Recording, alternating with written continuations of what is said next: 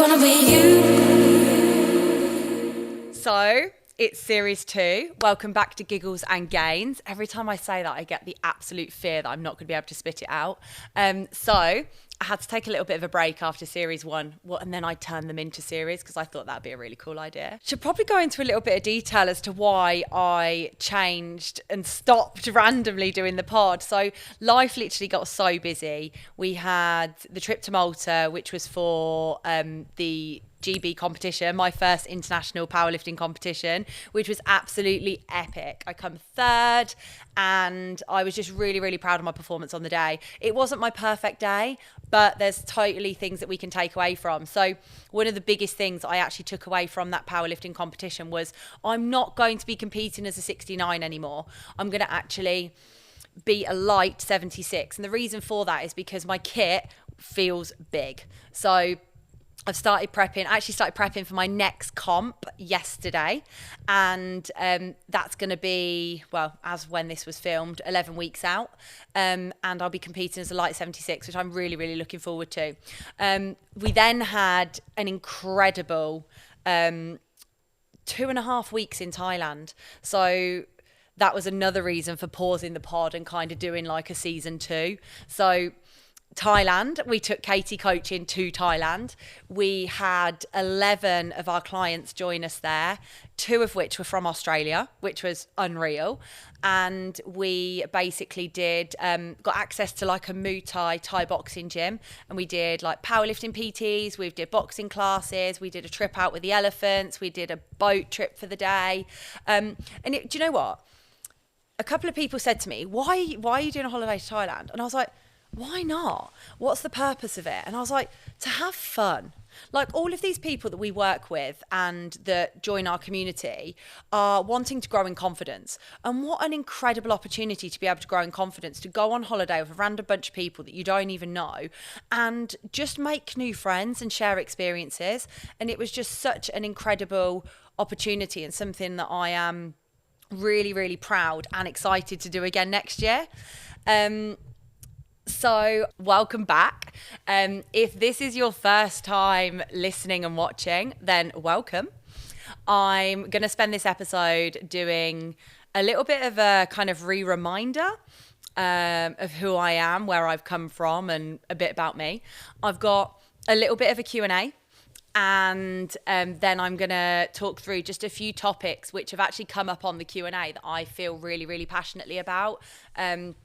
I've been on a bit of a journey this year with kind of my stress levels and also a little bit to do with gut health. So I just wanted to chat about that a little bit today. But if you are a new listener or a first time listener, then welcome to the pod. My name's Katie, or Kate. I wanted to call myself a CEO. Yeah, I own Katie Coaching. That is my business and I'm immensely proud of it. I have been coaching people for coming up to 16 years now. I started my career in coaching for the first 10 years working in banking. Really successful mortgage advisor and bank manager, but very, very miserable.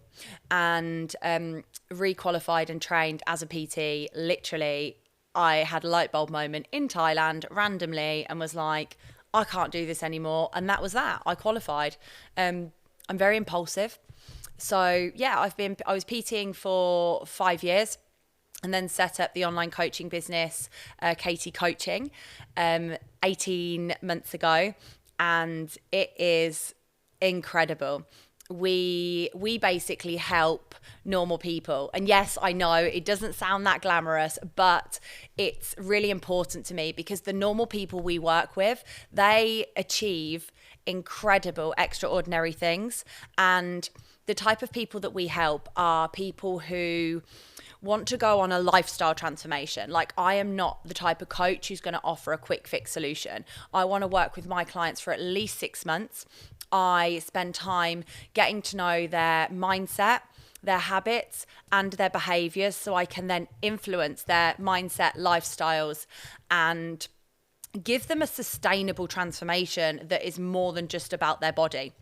We help people who want to grow in confidence so that they can actually just be proud of who they are. And confidence to me means not just how you look when you look in the mirror. It means improving yourself mentally so that you're having more sex with your partner, you're a better mum to your kids, you are performing as a high performer at work. That is what confidence is. It isn't just like this internal body confidence. When you have incredible confidence, you glow differently. You literally just exude positive energy, and that is what confidence is. Something else that I'm really passionate about is making people stronger. And I don't just mean physically, I mean emotionally and mentally. Like the day-to-day tasks that you're then more capable of doing. Like we work with a lot of menopausal ladies, and they want to be able to run around with their grandkids. They want to be able to still get up and down off the chair, off the toilet. Obviously powerlifting is my DNA, and that's a massive part of who I am, and getting people to get into the gym because that makes them stronger. It makes you grow mentally, and it just shows you that you can just be fucking badass.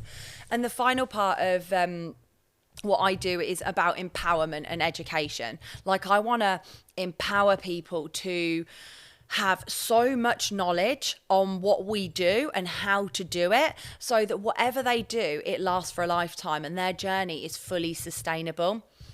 And there's actually one more point. And the last thing, because I thought the last one was the last thing, but I thought of more to say, is about your habits and your behaviors. So whatever you do, it needs to be around a balanced lifestyle. Like we are not the type of people who are going to put you on a chicken, rice and broccoli 5 times a day diet. We are going to allow you to eat and enjoy the foods that you want to eat so it fits around a balanced lifestyle, and you're actually still able to have a drink at the weekend. You're still able to go out for dinner. Anyway, if you didn't know, that's what we do. So what I'd like to talk through today is I want to literally like do a quick whistle stops tour of your guys' questions that you sent me over, and then talk through a couple of other things that are really important to me.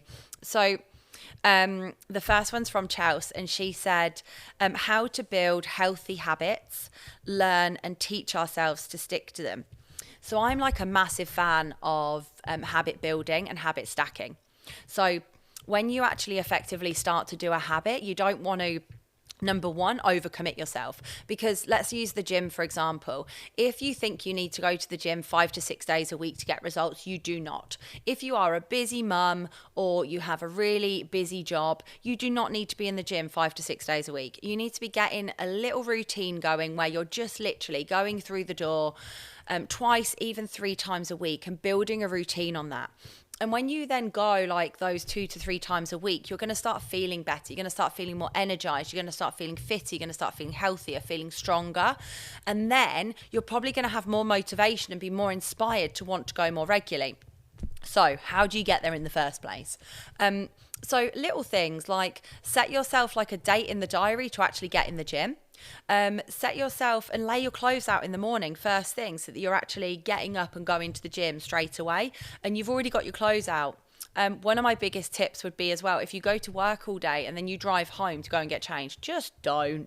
Just literally get yourself into work, put your bag in the boot of the car and then go straight to the gym, and you're going to be more inclined to do it. When you start building habits, those habits start influencing your life. And when those habits start influencing your life in a more positive way, you're going to be more inclined to keep carrying on and doing them. If we want to think about, that's the gym side of things. If we want to think about food, one of my little random habits that I do so that I always know that I've got something for dinner is, number one, always do a weekly food shop. Like if you're a busy person, do not go to Tesco's. Get a click and collect, get a delivery and schedule it and have it coming to you every single week. Number two, get yourself something out for dinner first thing in the morning if you freeze your food. So it's when you get home, that's what you're having for dinner in the evening. Don't overcomplicate it. Choose to have similar sort of meals for breakfast and lunch and have a bit of variety for dinner. And if you are tracking your calories, just make sure you pre-plan your calories so you know that you're working backwards for dinner and you already know what your calories are for breakfast and lunch because you've already had them. So that would be kind of a few tips around kind of building healthy habits. And I think when you start getting results and you start seeing the progress, it's more inspiring to want to carry on. Okay, so Ben said a couple of times, he was like, male mental health. So I am I'm actually more inclined to listen to male podcasts than female podcasts because I actually prefer the way that men's brains work. I think it's quite similar to my own. You can ask Derek. I'm definitely the man in the relationship. He's going to kill me for saying that.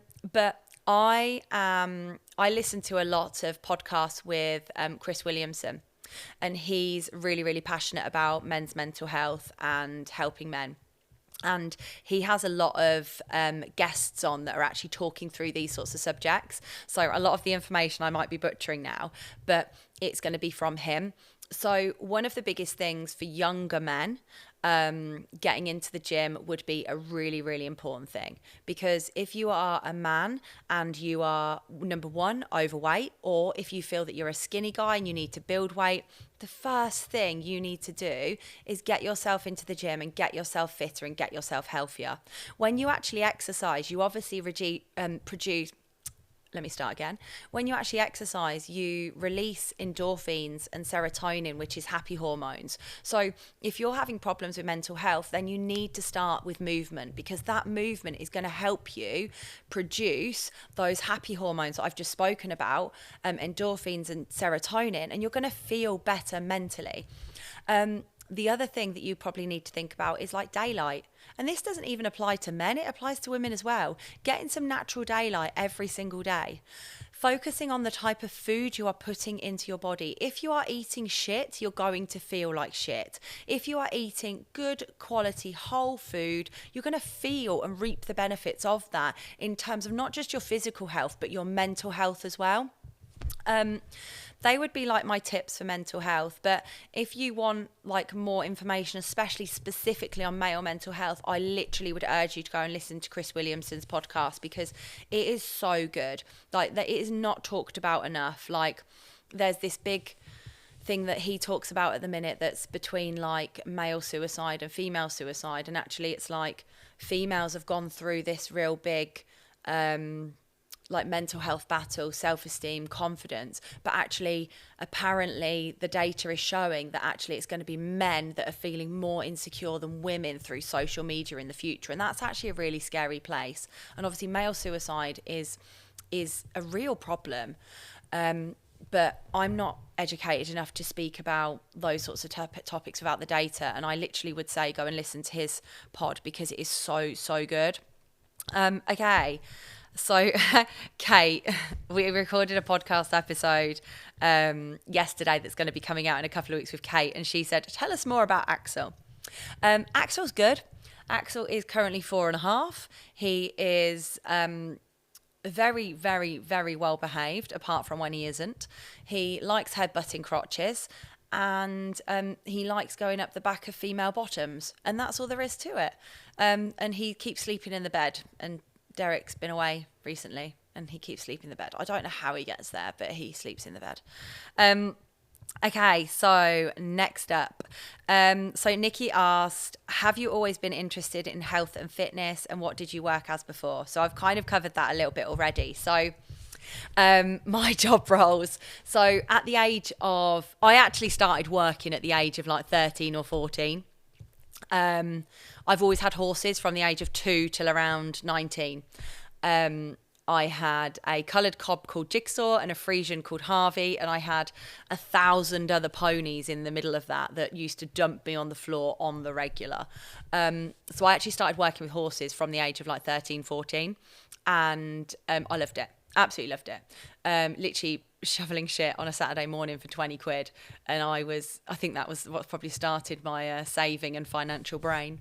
So I did that for a little while. I then worked on a competitive dressage yard, and it literally killed my relationship with horses. I was mucking out like 27 stables a day, and I was absolutely knackered. I then actually got into working at a pub, which, believe it or not, other than this job, is actually one of my favourite jobs. As a 18-year-old working in a pub with like 50, 60-year-old guys, you just literally like leveled up and educated yourself, and were talking about topics that you just wouldn't expect an 18-year-old to be talking about.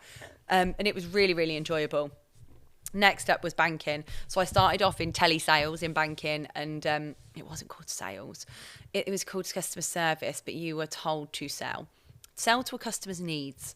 And I was really, really successful. I was like 300% of target and one of the top like 3 people in the league table, which I prided myself on. And then I literally did account balance lost and stolen. They were like, do you want 10 grand to qualify as a mortgage advisor? And I was like, absolutely, yes, I do. So I moved into the branch, left the branch, moved back to telephony and qualified as a mortgage advisor. I did that for years and then moved to branch banking and management. And I was trying to get a area role when I actually stopped. I felt like it got to the point in my career where you were fighting for like a really small number of jobs. And I've kind of said this before, I'm very, very financially motivated. And I just felt that I was doing it all and I wasn't really happy. I was just chasing that next salary. And there was never any satisfaction in it at all. And the pivotal question that somebody asked me, and I've asked many of my clients when they're unhappy in their work, what would be the one thing that you would do if money wasn't an option and you just wanted to be happy? And I chose this. And that's when I handed my notice in and literally did it, because I was like, was fortunate enough at the time that my partner had said that he would support me, and I just did it. And I've just literally never looked back. And I've actually had that conversation with so many clients, because so many people are unhappy at work and they are trapped by their salary. And if you actually ask yourself, well, what really makes you happy? Can you actually use your salary to train or fund your next career? And that could be like a really powerful question that you ask yourself. I actually had a previous client who was an accountant, and wants to open a flower shop. So that's what she's going to train in, and she's using the money from her accountancy to do that. So the other part of that question was, have you always been interested in fitness? So when I worked with horses, I was able to eat an entire baguette for lunch, like the big ones, entire baguette for lunch. There was a sandwich shop in Road, and I used to go there for my lunch every day. I used to eat 3 cream cakes, box of chocolate fingers and a packet of sweets, and that was my lunch every single day. When I stopped that, all of a sudden I got really rather large, and the movement wasn't there, and I was still consuming the same amount of calories. So that is the moment in my life when I joined the gym, because I was like, Jesus Christ, like, you're nearly 100 kilos, like something needs to change. And I started joining the gym, and I like bumbled around for a bit. And it wasn't until somebody in the gym was actually bodybuilding, and I was like, oh, I'll try that. And I've said this before, do not ever bodybuild if you have got poor self-esteem and a bad relationship with food. But I think there's another question on bodybuilding later, so I'm going to touch into that a little bit more detail then. But fitness has always been a massive part of my life. And my relationship with fitness has changed a lot over the years. It started with bodybuilding. I then spent years in the gym just literally training, battering myself. Like, we're talking like 2 sessions a day, an hour and a half session each. Really, I used to punish myself for food, really guilty. Used to binge at night and then absolutely spend hours in the gym the next day trying to burn off those calories, which is such an unhealthy way of living. And then it wasn't until kind of I became a PT that my relationship with training actually changed. I wanted to switch from training to how I look to training for performance, because I'd kind of missed having like some sort of competitiveness to my training, because there was always horse competitions, then there was bodybuilding, and then there was a few years where I was sorting out my eating problems, where I didn't have any like goals or something with my training. It was just to look and feel better while I was working through the stuff emotionally from the disordered eating. And then I found powerlifting, and that's been like 5 years now, and I absolutely love it. Training for performance, training for strength, is just so enjoyable. Like, you just take so much of it because there's just no pressure. Like, you're just you against you, and that's really exciting. My relationship with fitness now is all about movement as well, like having Axel and Derek and I have realised that we do not like city breaks. We don't want to be in a city eating and drinking for 4 days. We would rather go on a hiking holiday or go to Thailand and be doing activities. So like my relationship with exercise and movement is actually like huge. It's a huge part of my life. Okay, what have we got next? Okay, so this one's kind of in multiple parts. So the first part of the question is from Nicola. How long did it take you to reach your goals? So the first time I started bodybuilding, I was nearly 100 kilos and I got down to just over 60. So that took at the space of a year, but it was very much not it was a healthy way of losing weight, but it created a really big disordered eating problem for me. I was eating like porridge and eggs yolks for breakfast, chicken, rice and broccoli twice a day, rice cakes in the afternoon. Remember that guy from like, there was like a ad and the rice cakes guy, I think he was Northern. Do you know what I mean? David's shaking his head. He has no idea what I'm talking about. But yeah, rice cakes, and then you just have like sweet potato and meat for dinner. And that was my life. And I lived for the cheat day. And it was a cheat day, but it wasn't a healthy cheat day. Like most people refer to a cheat day as literally like having a little bit of higher calorie food, which is, I hate the term cheat day. Absolutely hate the term cheat day because it is not healthy. Like you're not cheating. Like if you're consuming higher calorie food, the only person you're cheating is effectively yourself. Like budget and plan your calories to allow for those additional calories throughout the week, but I'll come on to that in a second. My relationship with the cheat day was, it was dire. It was like a big breakfast. It would then be some random meal that I'd made. It would then be going out for food. It would then be 2 or 3 puddings. It would then be a load of sweets. So I'm probably consuming like 6,000 calories a day. There was a reason I didn't look very good shape for my first bodybuilding show, and it was because I had such a shit relationship with food. And that's what created my disordered eating, similar to Slimming World and Weight Watchers. Like, food is not a point. It is not a sin. Food is high calorie and low calorie, and it has a nutritional content. Do you know what I mean? Like, it's all got a content. And if you want to consume something that's higher in calorie and you're in a calorie deficit, you need to budget those calories somewhere to allow that to happen, so you don't end up taking yourself out of your deficit or even worse, in gaining weight. If you're in maintenance, you have a little bit of wiggle room with those calories because your limits are a little bit different. But yeah, that is the first part. So it took me about 9 to 10 months to lose that 35, 40 kilos. And yeah, it was hard going. It was a lot of cardio. It was a lot of training. In terms of like afterwards, so I actually started at just under 100 kilos. I got all the way down to 60.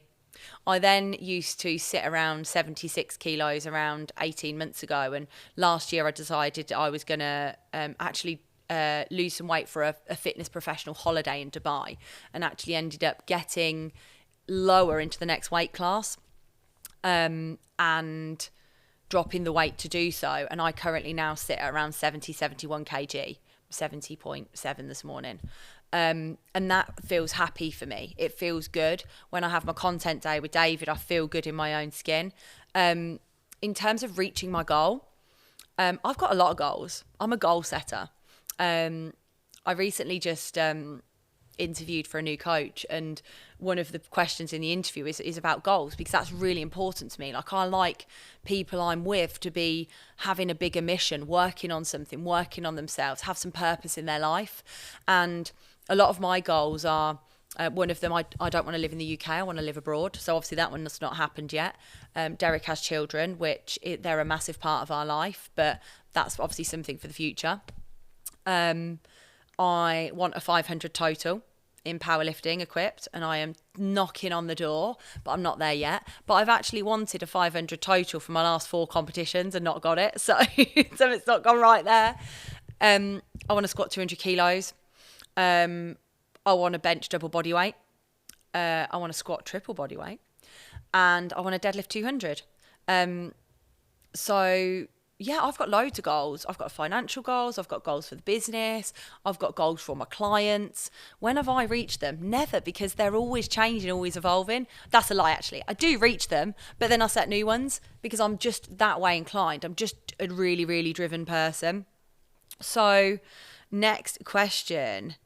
What made you go from bodybuilding to powerlifting? I think I've kind of covered that one. So it was the fact that I didn't want to be focusing on how I looked. I wanted to create a healthier relationship with myself and wanted to focus on something that was performance based and I could still be competitive in. So that was the reason for that one. Okay, what's next? At what point in your journey did you decide to go into bodybuilding? How did you change your mindset? So the reason I actually started bodybuilding is actually really terrible. I saw a girl in the gym doing bodybuilding and thought that that would be something I'd like to do. Bodybuilding is amazing. It's an amazing way to improve and change your body. But one of the biggest things I would say, and the biggest piece of advice for anybody considering bodybuilding and actually getting on stage would be make sure that you have a healthy relationship with yourself. Make sure you have a healthy relationship with your body and make sure that you've got a good mindset. And last thing, make sure that you have a good quality coach that is going to reverse diet you out of your cut, because that is where it all goes to shit. Like I was just left at the end of the cut and it was like, well, what's now? Like I've been restricted on food for like the best part of 6 months. I'm allowed to eat everything in sight now. And that is exactly what happened. And it's so unhealthy. But yeah, that's the kind of bodybuilding side of it. Okay, so Emma's asked how to stay motivated, particularly in the winter months. I think the habits that you build in the summer carry you through the winter. So this is why I don't like to work with people for like 8 to 12 weeks. I want to work with people for at least 6 months because I want to go through a life cycle with them. I want to help them build habits in winter when it's really bloody hard. And then I want to show them how they can enjoy those habits more in summer when it's easy, and vice versa. Habits that you build. So little things that you can do differently in winter, like steps, get a walking pad, make sure you go for walks with friends. Like I've got a few clients who meet up and all go for a walk on a Wednesday because they're then in a group, so they don't feel as uncomfortable going out in the dark. Making sure that you get your like movement and stuff in early if you want to sit on the sofa for the rest of the day. Plan your food around hearty home cooked meals. The things that you have to make a decision in life, don't you? If you want to be fit, healthy, confident, and have a really good routine, then you have to do the things that sometimes you don't want to do. Like that's the bottom line. Sometimes you have to be motivated to get those things in and do them, even if you don't want to. That's the bottom line of it. Not every single day I want to go to the gym. Some days I don't. But I get myself down there because that's what separates you from somebody who is not reaching their goals. Like it's getting yourself in there and getting it done. So I've waffled on a lot over the questions. There was 2 kind of subjects that I really wanted to talk through today. And one of those was kind of like my journey with stress. Since moving the business online, I have massively suffered with heartburn, and maybe about 6 months ago it was progressively worse. It was probably the worst it has ever been. I used to find that I used to get like really anxious about my really busy days, and having heartburn was awful. It crippled me. It absolutely took me out all evening. And things that I've been doing to help that was actually the podcast that I did with Dale. She really gave me some things to think about. And anybody who suffers with stress or anxiety or mental health, like you need to hear this. Journaling and meditation are so fucking helpful. I was one of those people that thought that won't work for me. It isn't going to help me. And 6 months down the line, I have not had heartburn. And I have been getting up at 6 a.m. every morning and spending some time with myself journaling. And I just asked myself, like, how are you feeling today? and I'll literally just word vomit on the page how I'm feeling. The next question I then answer is like, why am I feeling that way? And I sit with those feelings and those thoughts and actually start to try and process them and understand them. And then the most important part of your journaling is reframing your thinking and flipping the negative into a positive.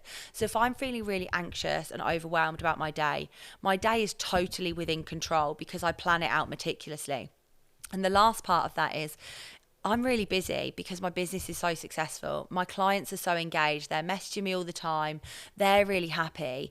That is the positive. And because all those things are really good, it means that I can have a really happy and fulfilled life.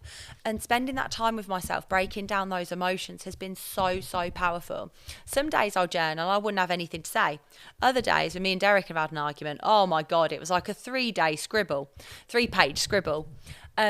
Meditation. I have meditated every morning, Monday to Friday, for the last 6 months, and I started off with 1 minute. I literally did not think it would work for me.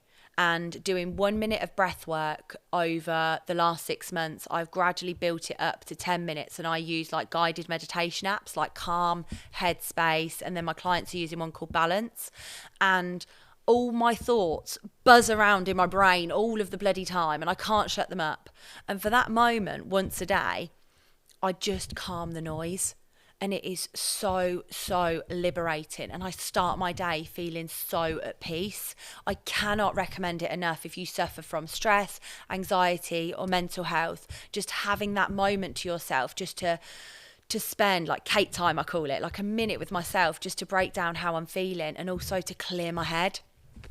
The other thing that I really wanted to chat through in a little bit more detail was my journey with gut health. So I started working with a nutritionist maybe around May this year, ready for my comp. He was doing my cut. And the reason that I wanted to work with him was to get more education around my nutrition. One of the biggest things that I actually started realizing through reporting on certain data like fiber was I was just not getting enough fiber in my diet. And I actually spoke about this on the pod with Kate, but I literally didn't go to the toilet regularly. My PMT symptoms would be a little bit hit and miss. Like everybody knows, I like a drink.